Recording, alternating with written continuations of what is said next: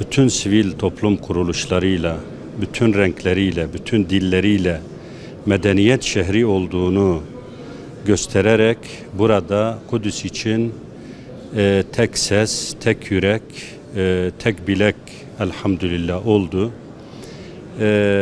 Biz burada bu yüzyıllık planı şiddetle telin ediyor, kınıyor ve Genel Başkanımızın da beyan ettiği gibi Kudüs bütün Müslümanların siyasi başkenti, özelde de Filistin'in ebediyen Allah'ın izniyle başkenti kalacak. Kudüs şu anda kanayan yaramız maalesef. Amerika'nın bu vahşice ve barbarca planı tüm İslam ümmetini üzmekte ve bizi de derinden üzmektedir.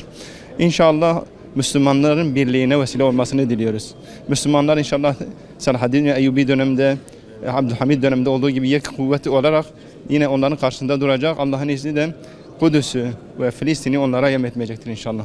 Kudüs meselesinin çözümü için özelde devlet liderlerinin hassasiyet göstermesi gerekir ki bu mesele devletler bazında bir çözüm noktasına gidebilsin.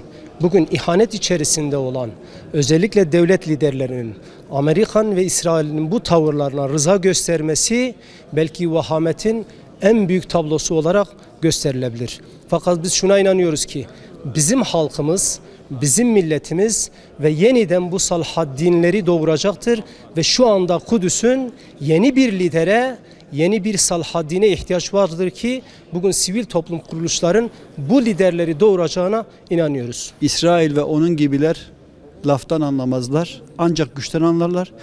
Gün birlik olma zamanıdır. Gün İslam birliğini kurma zamanıdır.